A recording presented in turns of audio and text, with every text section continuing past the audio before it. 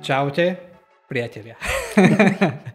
Vítam vás pri ďalšej časti nášho podcastu. Nech tu máme veľmi, veľmi špeciálneho hostia. Je to Jožko Renič, ktorý je známy ako otec, ako syn, ako priateľ a ako kamarát a hlavne ako človek, ktorý sa zaoberá 3D tlačiarňami. Vítaj, Jožko. Díky, čaute. To bol krásny, toto bol veľmi krásny. To je jak nekrolog, keď si prečítaš. Tak, ale tak povedzme niečo asi aj o téme, lebo tá téma možno na prvý pohľad nie je úplne zo sveta IT, ale my vlastne dokážeme, ale my to prepojíme. Tak. Jožko je aj softwarový inžinier, ktorý sa hraje aj trošku s robotikou, aj trošku tlačí a on všetko vlastne nám v týchto 40 minútach spojí do jedného. No, pokúsim sa. Žiadne pokusy sa. Ďakujem tomu si tu prišiel, Jozef. Ako si sa vlastne dostal do sveta IT a ako si potom z toho sveta IT sa dostal do sveta 3D tlače? V podstate do IT som sa dostal už na strednej škole, dá sa povedať, kedy som začal robiť prvé stránky. Predtým ten svet bol úplne iný. Boli sme webmasteri, kde sme robili v podstate ohľadom webu všetko, jeden človek robil všetko. A začínalo to fakt malými stránkami pre náš... Hotely. Prosím? Pre hotely, nie? Pre hotel to bolo už asi tretia stránka, aj pre hotel Bardejov. Predtým som robil rôzne iné menšie stránky. A vtedy to bolo úplne iné ako teraz. Za tie roky sa to posunulo strašne vpred, aj technologicky, aj skillsetovo. Ale vlastne potom počas celej vysokej školy som sa toho držal, či už z pohľadu webového vývoja, alebo startupov, alebo 3D tlačenie skôr.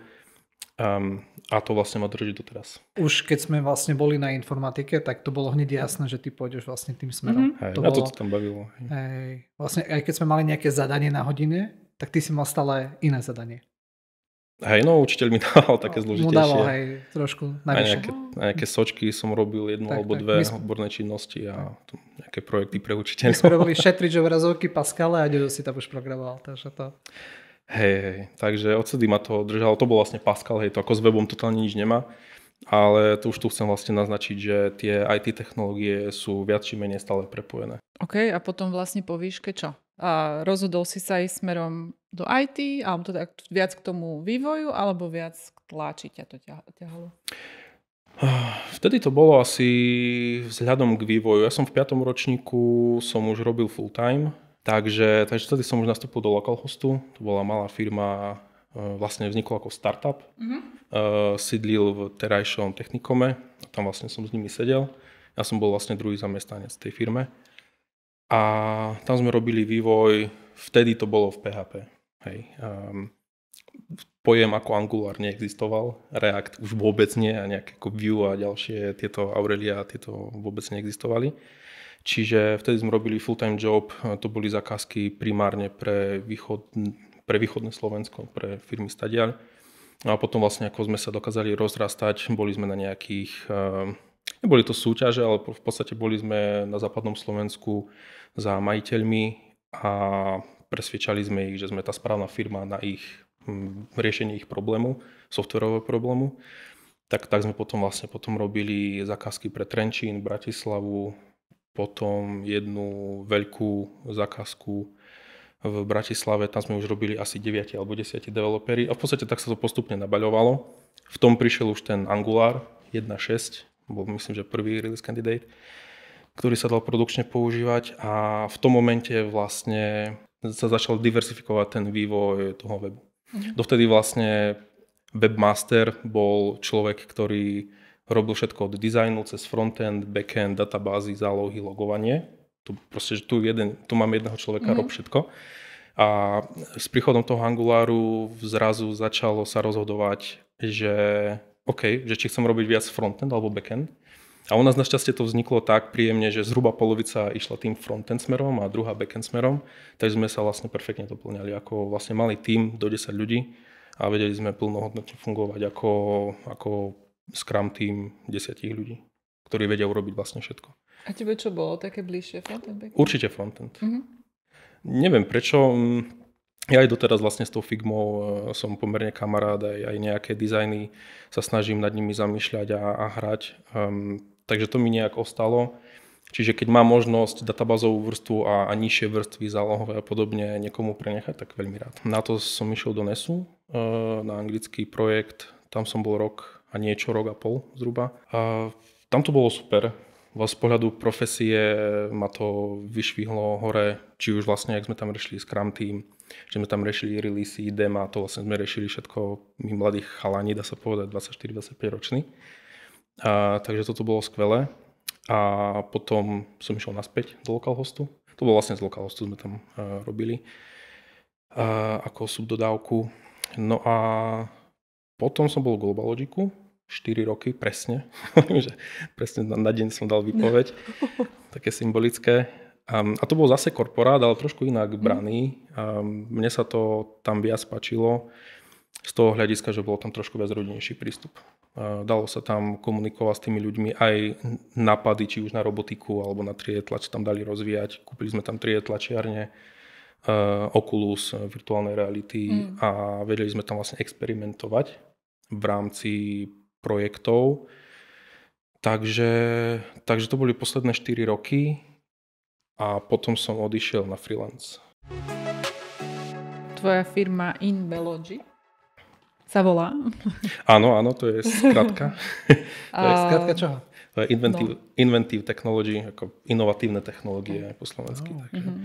Nechcel som to škatulkovať ani do niečoho ako in-house software, ani zároveň nejaký, že 3D Touch Solutions, lebo stále som si myslel, že tie dva smery jednak viem a chcem spájať. A keď sa nájdú na to správni ľudia, tak stále sa dá kooperovať jedna vec s druhou. Kedy si kúpil vlastne prvú 3D tlačiareň?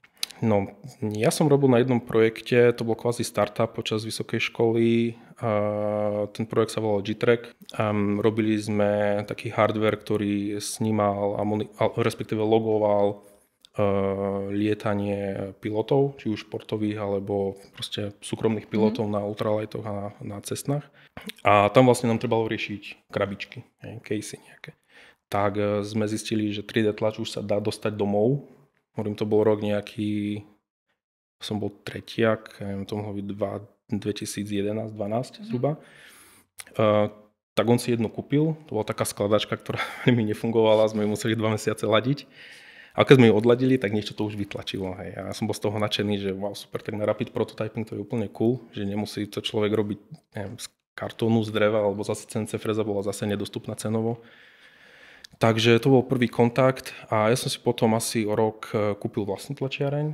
Som v tom videl veľký potenciál, zase to bola taká skladačka s tým výrobcom, to bol nejaký Bratislavčan, som musel asi 2 dní volať a nastavovať, aby to všetko nejak išlo. A keď sa podarilo, tak to tlačilo, hej, zjednodušene. Takže to bolo vtedy, to bolo už na vysokej škole, no. A odtedy ma to nejak drží. Na akom princípe vlastne tá 3D tlačiareň funguje? Tých technológií je veľa. Bežne v domácnostiach alebo v poloprofi alebo v dielniach sa stretneme s 2 technológiami FDM tlačiareň. To je tlač z plastu, z takých tých roliek, špuliek, možno ste videli. A druhá je zase DLP tlačiareň, to je vlastne tlač zo živice. To sa naleje do také nádobky živica, tam je monochromatický displej a sa to ožeruje zase po vrstvách. Obidve technológie majú nejaké výhody a nevýhody, ale hlavne sú cenovo dostupné. Čiže dajú sa doma kúpiť od 100 eur po nízke tisícky eur. A potom sú ďalšie technológie, ktoré sa používajú v priemysle, či už vesmírnom, zubnom, alebo v prototypovaní ako takom. Ale tie sú v podstate nedostupné bežným smrteľníkom, by som to takto povedal. Najbližšie, čo je dostupné, povedzme cenovo, neviem, za 10, 15, 20, 30 tisíc eur sú práškové tlačiarne, ktoré vlastne laserom zvarajú nylon alebo isté druhy kovov v práškovom stave a potom všetko viac high-tech je aj drahšie samozrejme. Čiže to už hovorím bežne nedostupné. S tou FDM tlačiarňou, s ktorou som sa ja dostal do styku technicky s tou technológiou, robím najviac doteraz, to je 99% času. Záleží potom, aký materiál použijete. Hej. Sú rôzne materiály od ABS cez polykarbonát, nylon, plnené vláknom sklenným alebo uhlíkovým. A každý ten typ materiálu je na niečo vhodný. Čiže by som povedal, že nezáleží len na technológii tlačiarne, ale vlastne aj na type materiálu, ktorý sa použije. Prvú vec, ktorú som tlačil funkčnú, bolo opäť na jeden startup, ktorý som riešil, ale to bol už 4. alebo 5. ročník, teraz neviem. To bol projekt Blink, opäť na Technikome som tam prezentoval nejak, som sa dostal do finále a mi poskytli vlastne priestory pre vývoj na pol roka. Bol to vlastne bezdrotový blesk ku mobilom a zrkadlovkám. To bol cieľ, niekde sa dostať až na tú úroveň xenonových výbojek. Takže tam mi trebalo krabičky. Tak som tlačil krabičky. Ako ostatný hardware, to tak väčšina bola vyrábaná buď v Číne, alebo na Slovensku cez Spoločný SPOjeSK, neviem, čo je to za firma, SQP International sa mi zdá. A to vlastne pokračovalo ďalej. Čiže inými slovami, ja som nikdy netlačil veci, ktoré sú nefunkčné v zmysle ozdôb. Občas, neviem, manželke alebo niekomu darček, ale stále som sa to snažil používať na rapid prototype. Najprv si tlačil veci nejaké na zákazku, rátam. Dopyt prišiel niekoho iného, ale ty si známy tým, že vlastne si dosť kreatívny a si vlastne prišiel aj s vlastnými inovatívnymi vecami. No, pochvál sa, Jozef. No aj tak dve som už spomenul, ten Blink, to bol jeden startup. Mal to byť vlastne najvýkonnejší bezdrôtový blesk v tom čase. Aj bol. Mal výkon zhruba ku 100 W na výstupe, čo je ako strašný výkon. Do toho sa pozrieť sa nedalo reálne očami. To nebolo nejak zdravotne závadné? Keď sa nedalo očami pozrieť, potom už sa nedalo. Akože tam výkon samozrejme si vieš nastaviť, čiže nemusíš na 100% každého páliť s tým, to je jedna vec. A druhá vec, čím si ďalej, tak tým vlastne sila svetla klesá vlastne exponenciálne, takže je to v poriadku. Bol to... Je to tebo vyskúšané, je to v poriadku. Hej. Problém tam bol v podstate cena toho produktu koncová musela byť niekde vyše 100 eur a na to vlastne nebolo audience vtedy a nevedeli sme nájsť vhodné persony, tak sme to nejak kvázi ukončili ten projekt, že možno do budúcna. Potom sme zistili, že nakoniec oveľa menšie a slabšie blesky sa ujali, či už na Kickstarter, Indiegogo alebo vlastne aj cez angel investorov. Takže trebalo ísť týmto smerom, že menej výkonu, ale lacnejšie. Áno. To sme vtedy nepochytili, bohužiaľ. Ale za to ste mali veľmi výkonný blesk. Hej, mám doma pár kusov stále, čiže... Pomaly guľový blesky si vyrašal. Hej. Takže to bol jeden z projektov. Potom ďalší, ktorý som riešil, je malý robot, taký herný robot, ktorý mal slúžiť vyslovene na zábavu. Ten tiež nejak nepochodil. Ja to beriem stále tak, ako sa vraví, že z 10 projektov jeden vyjde. Tak to nejak mi vychádza štatisticky. Hej, to bol druhý a zhruba ja som narátal asi takých 7 reálnych projektov a jeden z toho konečne by vyšiel, dá sa povedať. Takže to je ďalší projekt. Potom som riešil ten G-Track na to monitorovanie. To sme s tým chalanom riešili dosť dlho, možno rok, ale popri škole. Čiže to nebolo 8 hodinovky full time, ale bolo to popri škole. No a teraz možno skočím do skoro prítomnosti. Posledné 2 projekty boli hodiny Timefinity, stolové hodiny, ktoré svietia a zaujímavo sa točia a sú zase smart, lebo musia byť v dnešnej dobe. Musí to byť napojené na IoT a podpora Alexy a ďalších tretích strán. Tam som bol s týmto projektom na Indiegogo, tam to zatiaľ nebolo úspešné. Takže rozmýšľam, čo s tým ďalej. Treba mi tam vlastne urobiť certifikáty CE, FCC do Ameriky a zo pár ďalších a bude to vlastne predajné. Aj bez tej podpory Indiegogo.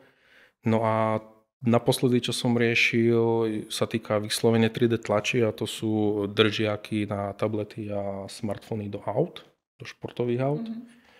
A vlastne s týmto teraz tomu sa venujem asi najviac. percentuálne, ak by som povedal. Tam bola veľká výzva rozbehať e-shopy a spolupráce s partnerským predajom. Najväčšia výzva bol Amazon. S nimi to bolo veľmi veselé, ale dalo sa to. Potom som nastúpil aj na Etsy. Respektíve najprv bolo Etsy. Pred pár mesiacmi som spustil Allegro obchod, ktorý je vlastne v našich končinách obľúbený, keďže u nás Amazon nie je. Takže som išiel tam. A vlastne tomuto sa teraz venujem. Pred pár dňami som spustil aj vlastný shop cez Shopify, shop.involugy.com, kde tie produkty dávam tiež v nejakej zľave aktuálne a uvidíme. Vlastne stále tú distribúciu kanálov treba mať. Nikdy sa netreba sústrediť na jeden kanál, lebo môže, ja neviem, Amazon si povedať, že zo Slovenska posielať sa to nedá a bodka. A vlastne ste prišli o celý biznis model. Takže tá distribúcia tých kanálov musí byť. Takže na to sa teraz sústredujem. No, čo bolo vlastne tak pre teba akoby na začiatku tou najväčšou výzvou možno? A tiež, že pri 3D tlačce je jasné, že potrebuješ tlačiareň, ale čo ešte možno iné potrebuješ tomu, keď to chceš robiť ozaj profesionálne? Ja to zoberiem z môjho hľadiska, lebo každý má nejaký iný príbeh za tým, ale ja keďže som vychádzal z toho sveta IT, s vecami ako so softverom som nikdy problém nemal. Či treba spojazniť nejaké ovládače alebo proste modelovacie nástroje alebo pochopiť tomu jazyku, v ktorom tá tlačiareň funguje, ten sa volá G-code.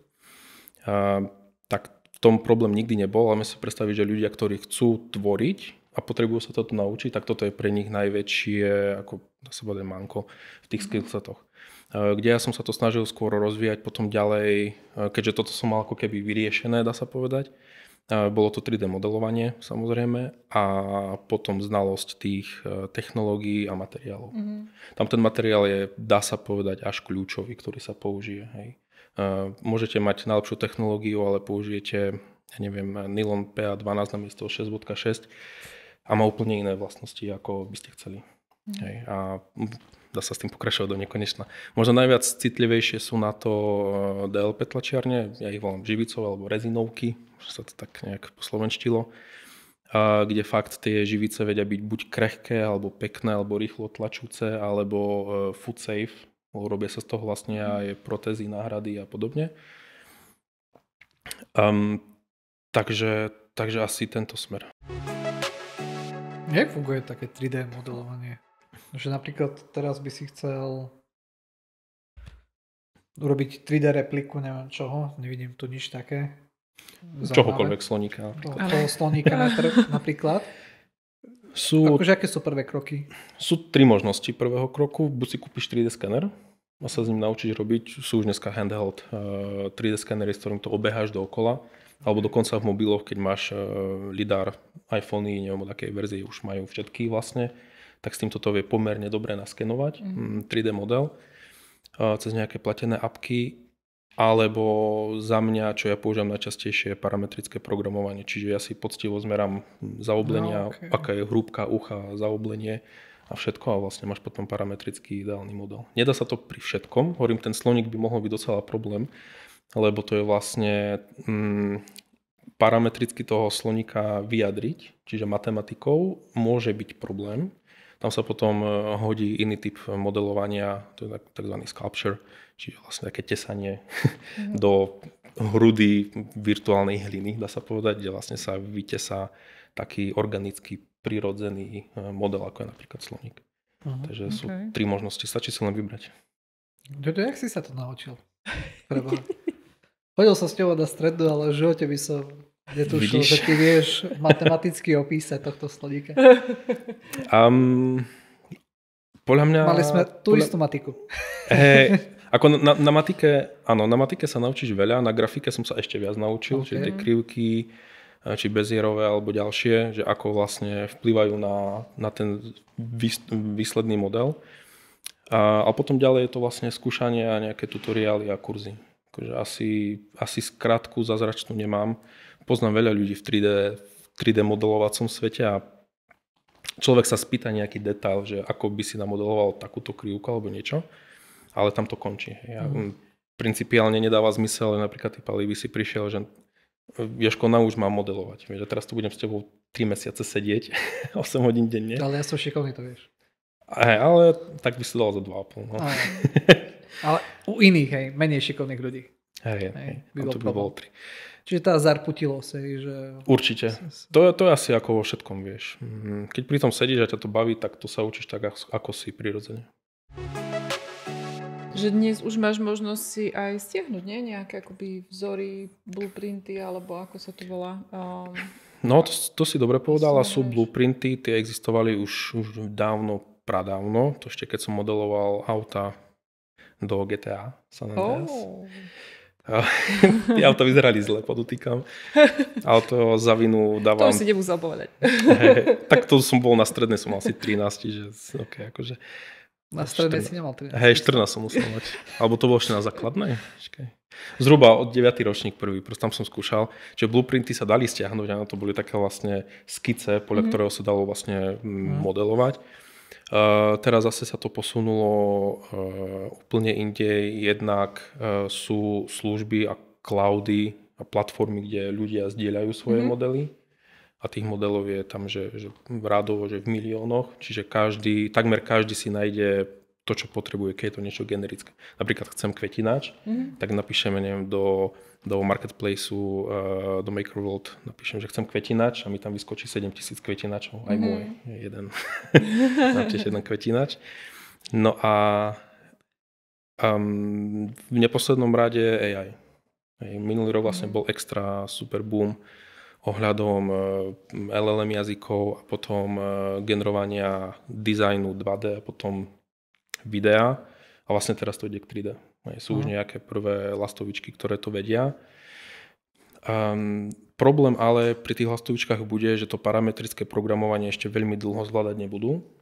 To znamená, že keď ja by som sa snažil aj opísať toho slovníka, ako najlepšie viem textovo, že má ucho takéto veľké a tak zaoblené a takýto priemer, nenamodeluje to, aj bohužiaľ. Oni v podstate stále vychádzajú z nejakého setu tréningových dát a keď raz takého sloníka nevidel ten nástroj, tak on to nedokáže vyskladať správne. Približne trafí, že je to slon, možno, že aj modrý, to je v poriadku, ale ak by som mu tam začal dávať nejaké matematické vzory, tak toto zatiaľ nevedia. O 5 rokov kľudne môže byť aj to, ale zatiaľ, že som sa s tým hral, tak tam to ešte nie je. A doma to u vás ako vyzerá? Že koľko percent vecí máte 3D tlačiarni vytlačať? No to si akože celkom sa mi to páči tá predstava, že som doma, myslím si, že tu by sa mi hodilo niečo. Jožko, vytlač. Akože funguje to takto, hej. Nie je toho až tak veľa percentuálne, keď ja neviem, zoberiem príbory, nabytok, kvetináče, tak je to v podstate malé percento. Ja zase nerád tlačím neužitočnosti, čiže keď viem, že niečo sa dá kúpiť to isté, rádovo lacnejšie a je to kvalitnejšie, tak zbytočne budem vymýšľať teplú vodu. Veľa ľudí tlačí, ja neviem, teraz si vymyslím, že varechu. Hej. Ja mám doma varechu, tak si vytlačím varechu na miešanie pudingu, čo je cool, ale potom v komunitnom fóre sa pýta chlapci a PLAčko je food safe materiál. Tak vznikne tam 100 komentárov a vlastne diskusia, že to nie je dobrý nápad robiť. Jednak tie mikroutržky z toho vám ostanú v hrubých črevách a v žalúdku. A jednak ten plast, áno, je taký. Sú aj food safe plasty samozrejme. Aké to sú PP? Polypropyleny, myslím. Tie, z ktorých sa robia aj obaly na jedlo. Čiže dá sa z toho tlačiť, ale stále tá technológia tej tlače funguje tak, že tlačí sa tenučké vlákno. A keď to vlákno sa vám niekde zapichne do hrubého čreva, čo viem prípady, tak je to na pohotovosť. Lebo nedá sa to vybrať. Varešky nie. Varešky nie, ozdobné veci, aké len nechceš, či nejakého draka, či auto. Najviac vlastne tlačených vecí má môj syn v detskej izbe. Tak tam má polku vecí tlačených. Čisto kolejnice, alebo rôzne autíčka, alebo také zdvíhaky na autíčka, tak tomu tlačím. Ale už od malička s tým vyrastá vlastne, že do pusy nie. Potom ja mám svoju izbu, to je vlastne kancel a tam je skoro všetko 3D tlače. Proste plné krabice dielov. Takže, a to aj tak, keď sa ti niečo pokazí a nevieš kúpiť náhradný diel? No jasné, je to. Hej. Pomerne často práve, že keď na zákazku tlačím takéto veci, asi najčastejšie sú náhradné ozubené kolieska do mixerov, hociakých, vlastne neviem, aké mne príde pokazané ozubené koleso a to robím z Delonu. A ty si ho potom nejak akože zoskenuješ? Buď zoskenujem, že s tým pomôžem a potom domerám vlastne posunným meradlom. A zatiaľ to každému išlo. Technicky ku každému tomu startupu, projektu, POCčku alebo MVPčku. Keďže som softwarový inžinier, tak som riešil software ja. Hej.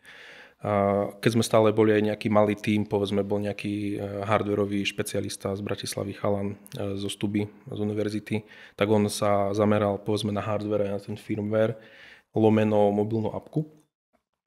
A vlastne čo tam využívam je hybridné programovanie v JavaScripte. Zopár API je v Angulari, niektoré sú, jedna je vo Vue, asi jedna je v Reacte. Ja stále hovorím, že tie frameworky a knižnice, treba sa na ne pozerať tak, ako mám nejaký toolset a teraz keď mi pasuje do môjho problému využiť Angular, tak ideme do Angularu. Ak dáva zmysel Vue, lebo niečo, čokoľvek, je efektívne, je to malá knižnička, tak ideme do Vue. Hej. A vlastne tam sa s tým dá výborne vyhrať vďaka Cordove, Capacitoru, Ioniku. To sú všetko platformy, knižnice, ktoré dokážu preniesť tú funkciu natívneho kódu, povedzme Swift a Javy z Androidu, do JavaScriptu. Takže v tomto je tá apka, ona používa napríklad Wi-Fi stav, Bluetooth stav, posielanie charakteristík cez Bluetooth a príjmanie notifikácií a podobne. Čiže vlastne vďaka JavaScriptu vie tá apka plnohodnotne fungovať ako natívna. Samozrejme sú tam nevýhody, že je to JavaScript a je to pomalý jazyk. Zoptimalizovať to je to problém na mobily, aby to fungovalo tak rýchlo a svižne ako natívna apka. Ale na to potom tam je zase napríklad Flutter, ktorý sa snaží byť čo najviac natívny, ale programuje sa v ňom dosť inak ako v JavaScripte. Takže ja si myslím, že na každý problém je riešenie, len treba poznať ten vlastne scope tých nástrojov, ktoré v dielni ten inžinier má a využiť ten správny. No tak ty musíš poznať ten hardware, nie? Musíš to nejak rozumne vyskladať aj na tej stránke hardwareu. Nie je to len o tom, že vytlačí, lebo je jedna vec, keď tlačíš tie stojany. Máš pravdu, tam je to úplne iné. Tie Timefinity mi zabrali povedzme rok vývoja, s tým, že som to nerobil sám. Hej.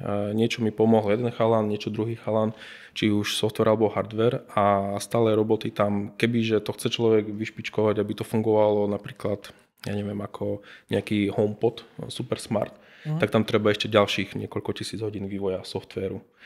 Hardwareovo si dovolím povedať, že je to pripravené na 95%, ešte jednu iteráciu vývoja je tam potrebné urobiť. Ale ako hovoríš, keďže tie hodiny majú v sebe firmware, nie je to software, software je ako keby viac abstraktný jazyk, firmware musí byť viac šitý na ten hardware, tak tá komunikácia medzi ním, medzi tým chalanom a mnou musela byť veľmi intenzívna, aby sme to vedeli dať dokopy. A je to v podstate, je to síce smart, ale je to IoT, čiže je to relatívne jednoduché zariadenie, dá sa povedať, ale aj to dotiahnuť do konca vlastne trvá dlho. Napríklad naproti tým držiakom, kde hovorím, mne prvú verziu trvalo namodelovať hodinu, to som robil pre seba, sme mali malého syna, sme veľa cestovali, tak trebal mi nejaký držiak, čiže som tam venoval hodinu a ja neviem, za rok som na tom zarobil, ja neviem, teraz si vymyslím 1000, čiže hovorím, tak super, vlastne za nič. A potom som samozrejme urobil lepšie verzie a univerzálnejšie a pevnejšie. Ale vlastne ten pomer vstupu časového a výstupu je na tomto projekte s tými držiakmi vlastne ďaleko najlepší. Keď zoberiem tie hodiny, že som do toho investoval povedzme 100 hodín mesačne, či nejakých 1000 hodín za rok a výstup je 0, čo sa týka financií, tak to človeka aj zamrzí, samozrejme.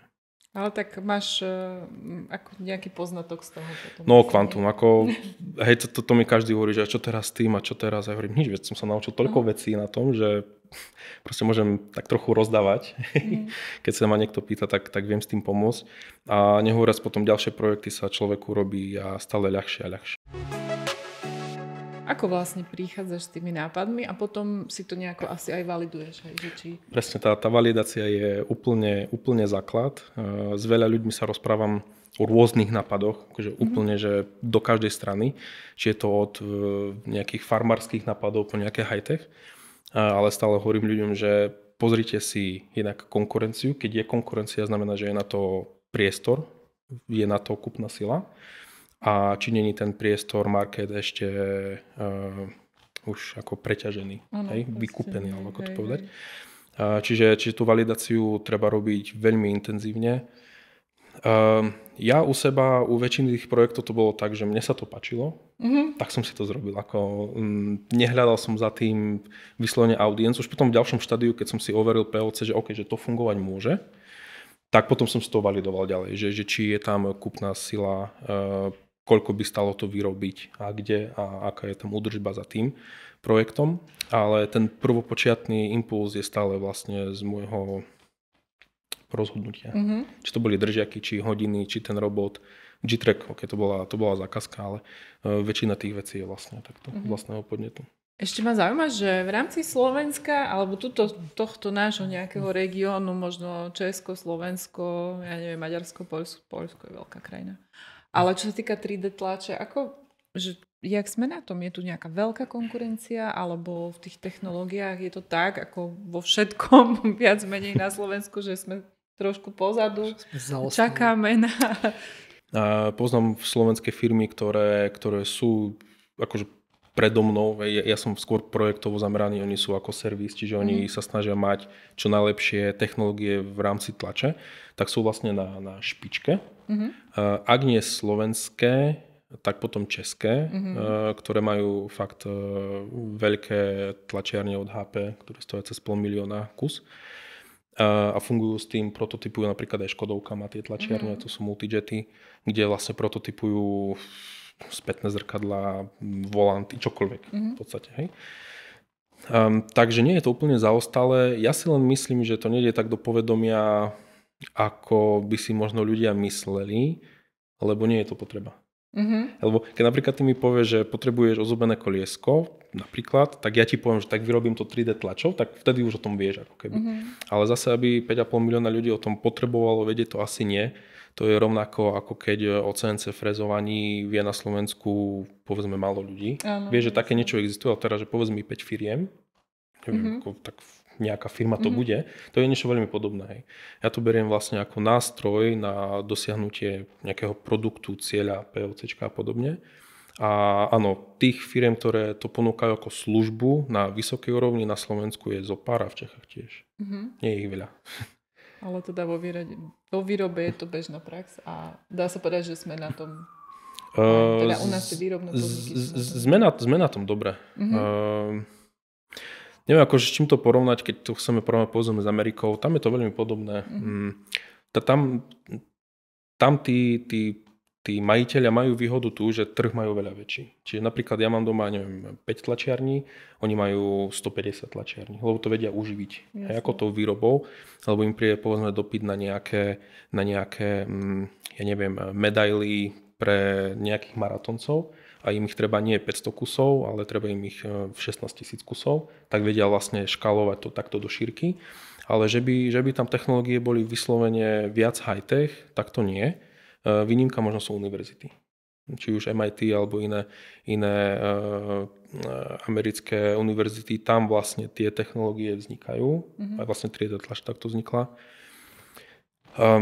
Čiže týmto sa ťahajú ako keby na špičku, ale by som to skôr povedal, že to nie je medzi firmami súboj, ale medzi univerzitami. Väčšinou univerzity vymyslia nejaký nový technologický postup, či už tlačenie nanobotov, alebo tlačenie v geli, teraz je obľúbená téma, alebo nie G-code ako jazyk programovací, ale T-code, ktorý má zase ďalšie výhody a to všetko vzniká tam. Čiže tam aj ten mindset asi tých univerzít je nastavený tak, že my sme trendsetteri a keď my to dobre vymyslíme, tak to bude používať celý svet. Možno toto tu chýba. Dá sa povedať, čo je najväčšia prekážka v tom, aby sa dalo uživiť možno tú 3D tlačou? Či je to cena, alebo tá cenová náročnosť, alebo ten pomer tých vstupov a výstupov, alebo je to možno niekde inde v tom procese? No, tam by som povedal, že keď sa na to človek pozrie z pohľadu byrokracie, to problém nie je. Stačí vám živnosť založená cez firmáreň.sk alebo cez kohokoľvek, alebo SROčku. V dnešnej dobe, v posledných fakt, že možno 2 rokoch, uživiť sa tým je najväčší problém kvôli tomu, že je to extrémne dostupné pre každého. Čiže použijem príklad s našim kolieskom, pokazal sa ti mixer a teraz ti povie manžel, že viem kúpiť tlačiareň za 150 eur z Číny a vytlačíme si to. Hej. A za to koliesko ja by som od teba napríklad zobral, neviem, 50 eur. Jozef. No, napríklad. Za koliesko pýtaš 50 eur? No, ale potrebuješ navrhnúť, vieš. Toto je, ako tá tlač nie je problém, potom ten návrh. A to je potom už na zváženie ľudí. Hej, že OK, tak kúpime a vytlačíme si aj neviem, nejaké vazičky a niečo a toto. A vlastne aj týmto sa šíri tá 3D tlač medzi obyčajných ľudí, čo je dobré. Na druhej strane to nie je dobré pre firmy, lebo ako služba, keď chcete to poskytovať na profi úrovni a chcete mať tam inžinierov, ktorí budú normálne platení, tak potrebujete mať fakt extrémne drahé a kvalitné stroje, ktoré budete ponúkať na svetovej úrovni ako službu. No a tých je fakt, spočítame asi na jednej ruke na Slovensku. A ty riešiš aj patenty? Keď niečo si tak ako vymyslíš?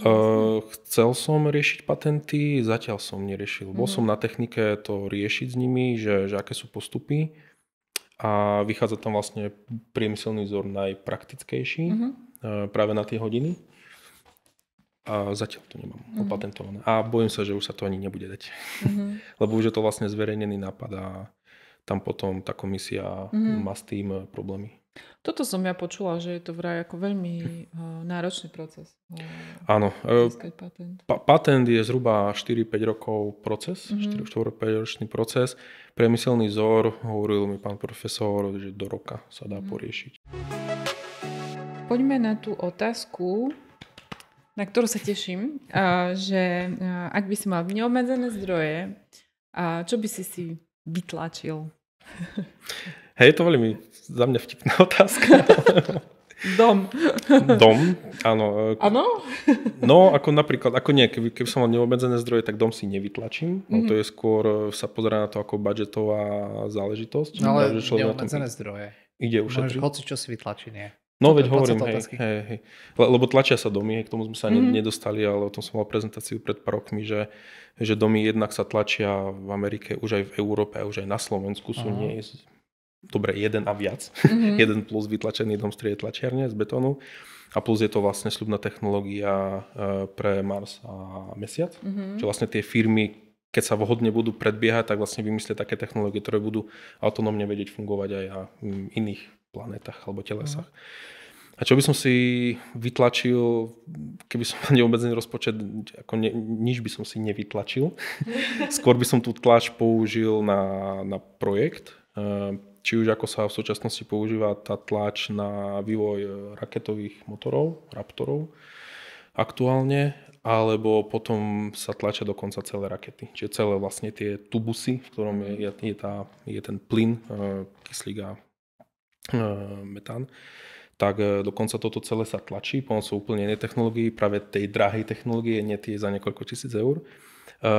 Takže asi niekde týmto smerom by som išiel, čiže ako vlastne Elon Musk tlačí tie technológie týmto štýlom, tak vlastne to úplne dáva zmysel. Tá aditívna výroba, jednak na Zemi im to ušetrí strašne veľa času a na druhej strane veľa sa tie firmy naučia o tom, ako to robiť optimálne a dá sa to využiť potom na ďalších planetách. Takže to je taký asi extrém. Hovorím, Slovensko nemá žiadnu raketu, tak asi by som tu riešil proste, než aby sme sa aspoň do ESA dostali, ako sú Češi. Ale to je pekné, to sa aj páči. Takže to že máš až také... Lebo je to dnes možné. Keď si sa pýtal na 3D tlač, tak úplne som opustil od FDM tlačiarne a týchto a poďme k tým high-tech. A tam vlastne dnes je možné tlačiť až rakety a raketové motory, čo vlastne je cost effective. Časovo je to efektívne a na prototypy je to úžasná vec. Lebo prvý motor bude mať taký tvar, ďalší trošku iný a 7 v poradí o 2 mesiace bude vlastne finálna verzia. Takže sám Elon Musk hovoril, že tie Raptory poslednej generácie vedia vyrobiť za 3 dní na 3D tlačiarni. Čo je neskutočný čas. predtým motor vyrobiť trvalo radovo v mesiacoch a teraz v dňoch. Hej. Vďaka tomu, že tou aditívnou výrobou viete vyrobiť aj ten konus, kadeľ ten oheň šľahá, tak to nie je len nejaký kus plechu, ale ono má to v sebe kopec chladiacich trubičiek, precízne navrhnutých. No kedy sa to muselo robiť formami, odlievaním a podobne. A teraz sa to rieši tým, že proste tá 3D tlačiareň vytlačí priamo tie trubičky chladiace. Tak ja verím tomu, že nás počúvajú alebo sledujú mladí nejakí... tlačiari. Áno, budúci 3D tlačiari alebo nejakí nadšenci 3D tlače, tak vedel by si dať možno nejaké tipy, kde sledovať nejaké novinky, kde ty možno si sa najviac toho, od koho si sa naučil, alebo kto ťa tak akože inšpiruje z nejakých možno či komunity, či YouTube alebo... Z mojej strany sú to určite 2 kanály a jeden je Facebook komunitná stránka, alebo jak to povedať, skupina. Československá 3D tisk, lomeno 3D tlač, tak sa volá. Tam je vlastne tých ľudí najviac, nejaké desiatky tisíc ľudí, čiže tam sa dá vlastne poradiť o čomkoľvek. Je tam aj veľa hejterov, takže treba sa na to pripraviť, keď tam dostaneš feedback aj. Ale že strašný, to proste tam sa opýta zlú otázku, to je horšie pod YouTube čítať komentáre. Ale dostanete aj relevantné odpovede. Takže to je jedna vec. A potom zdroje ako keby tých posledných technológií a testov a čo je nové a čo robí, tak určite YouTube. Tam tých youtuberov je zďaleka najviac, keď porovnáme nejaký Twitch alebo Discord. To všetko sa rozbieha samozrejme, ale na YouTube sú tí práve vekovo, povedzme v mojom ročníku, ktorí vyrastali na YouTube, tak tam prirodzene dávajú tie svoje know-how. Tých kanálov je veľa. Slovenských a českých je málo. Ja v podstate robil som podcast s Martinom Zemanom. On je tiskár, ktorý robí videá na československej scéne. A o viacerých úprimne ani veľmi neviem. Ktorí by ako keby stabilne dodávali content o 3D tlači. Sem tam niekto spomenie, že som niečo vyrobil a videl a nejaká recenzia platená napríklad. Ale že by bol niekto konzistentný, tak to je asi jedine on.